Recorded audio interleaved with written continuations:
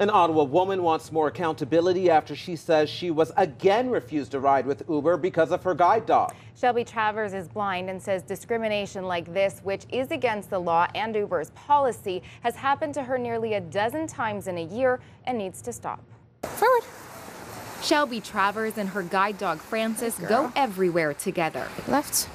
Good girl. She says when she ordered an Uber on Thursday, what ended up happening is I was once again denied by Uber access into the vehicle because I'm blind and use guide dog. Travers says she had messaged and called the driver multiple times to explain where she was waiting, that she's blind and has a guide dog. Says, Holland's a country. Where are you?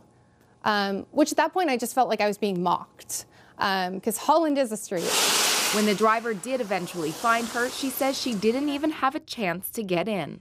As I put my hand on the door handle, he unrolled the window, said, I don't take dogs. As I was saying, I'm blind, she's my guide dog. He drove away with me, still holding on to the car. And yeah, then I broke down, like in the streets. My arm felt like it was yanked out.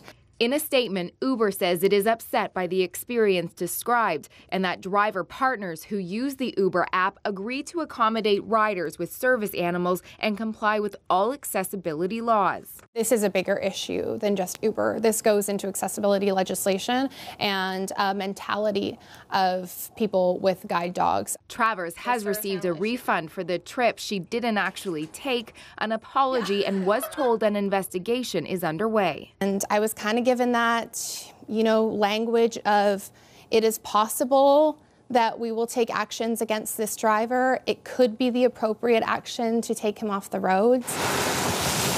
She says she has had similar experiences in Toronto and Calgary multiple times and says it's unacceptable. I want this to stop happening.